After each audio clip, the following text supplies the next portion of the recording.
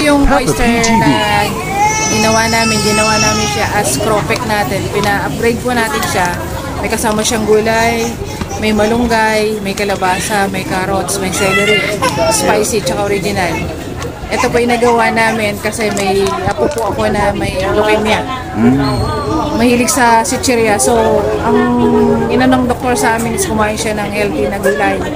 Mahilig siya sa chichirya, so gumawa kami ng cropek. Ito po yung dinadala ng nanay niya pag bumabalik na ibang bansa. Pang 1 year. Para ito na lang po yung kainin niya. Awa ng Diyos po, okay na po siya. Okay na po. Dapat, saka yung pangalan ko is galing sa kanya. Ayun. Opo.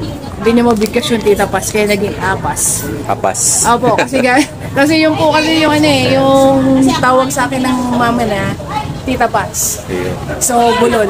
Apas. Apas. Opo, kaya po siyang galing sa kanya.